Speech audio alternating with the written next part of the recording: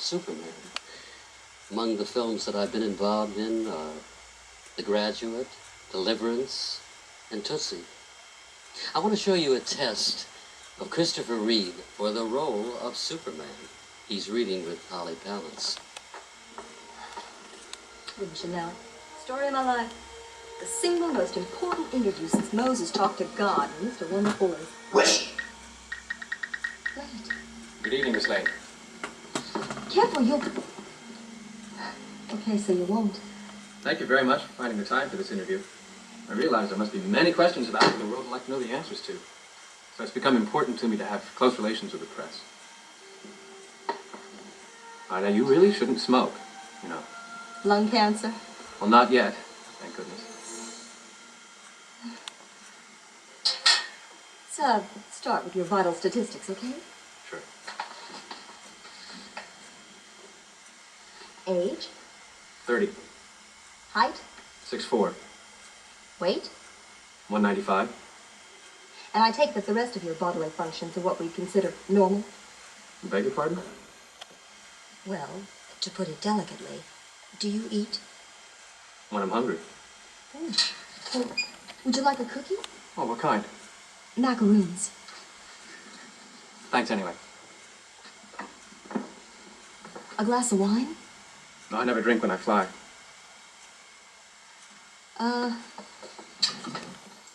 Is it true you can see through anything? So far. And you're totally impervious to pain? So far. What color underwear am I wearing? Pink.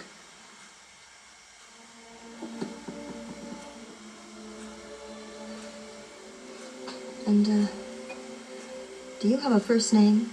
What do you mean, like Ralph or something? What's your background? Where do you hail from? Well, I come from a planet in the Xeno galaxy. It's a place called Krypton. Krypton. With a C-R-Y? No, actually it's Krypton with a K-R-Y. Uh-huh. Do you like pink? I like pink very much, Lois. Look, just why are you? Sorry, I don't understand. I mean, why are you here? Well, there's got to be a reason for all of this. So I'm here to fight for truth, for justice in the American way. You're going to wind up fighting almost every elected official in this country. Well, I'm sure you don't really mean that, Lois. Okay. What with your strange powers... You think they're strange? Well, it's not exactly your average Joe who can deliver an airmail letter without putting a stamp on it. I wouldn't do that, Lois. That's against the law. I don't believe this. I never lie. Just how fast do you fly? Gosh, I don't really know. I mean, I've never actually timed it or anything. What do you say we find out together? Just how do you propose we do that? Take a ride with me. You would I like to fly? Well, I'll handle the flying myself. Well, you wouldn't drop me or anything. No, of course you wouldn't. Oh, this is utterly fantastic. If only Clark could see me now. Who's Clark? Clark Kent. He's a sort of a rewrite man at the planet. Suffers from a slight case of the dulls, if you know what I mean. Well, I'm sure he's really very nice, Lois. Well, where are you going? You got a sweater, isn't it? Kind of cold up there? You'll be warm enough. I'll wrap you up in my cape.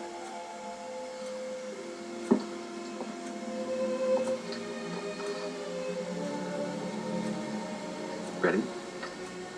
Clark said you were only rigged with wires, like Peter Pan. Peter Pan flew with children, Lois, in a fairy tale. What you're going to see here is the Niagara Falls hotel scene, originally written by Tom Mankiewicz for Superman 2. Ah!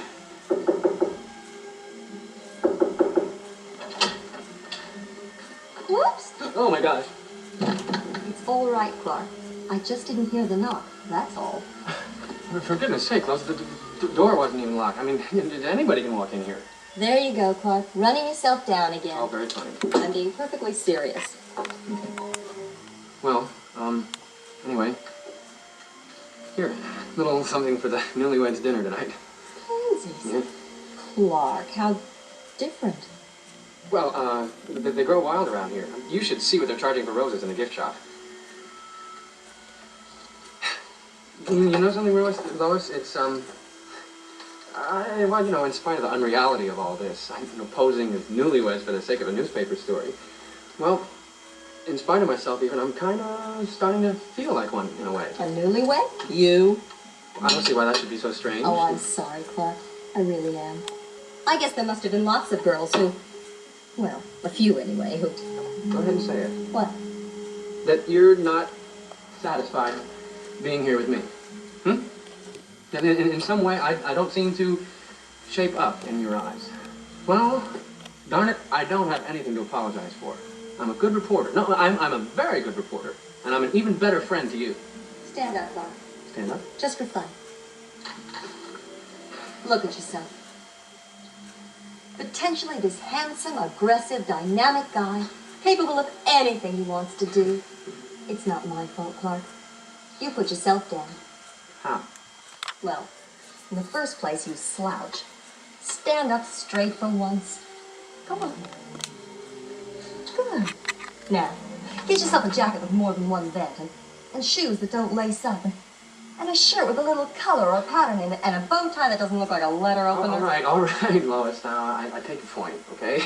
And we've been through all this before. I'm sorry, but no matter how hard I try, I just never will be him. Him? Who? Who else? Superman. No, I can't seem to, get over the fact that you seem to think you're in love with him. Well, I'm sorry, Lois. That's enough now. Maybe I just can't stand the competition anymore. Or maybe you just have been the competition all along.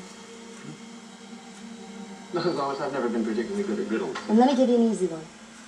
Why, with thousands of children potentially falling off something lethal somewhere else in the world, why did Superman suddenly appear here, today, at Niagara Falls?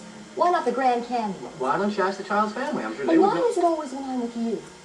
Up to the moment, of course, when Superman appears. You're never there, are you? You've always just disappeared somehow, and somewhat conveniently, it's always seemed to me. I was out for hot dogs, for Pete's sake, and you're the one who asked me to go, And when Superman arrived on the scene, I looked over at that hot dog stand. You were gone, Clark.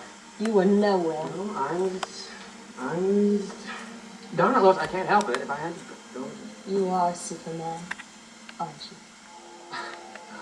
Lois, we've been through this hallucination of yours before, haven't we? Don't you remember? And can't you see what you almost did? I mean, jumping off a building 30 stories up? Can't you see what a tragic mistake you almost made? You're right, Clark. I did make a tragic mistake. What a fool I was. I bet my life instead of yours. Lois? Now, Lois, don't be insane. Now, don't bother to fake it and fall down, because you'll have to Lois, get up somehow. Don't be crazy.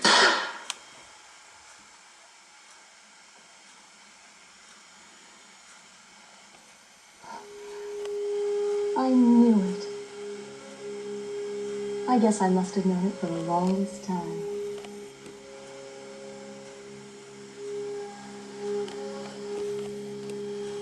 You realize, of course, if you'd been wrong, Clark Kent would have been killed. How? With a blank? Gotcha.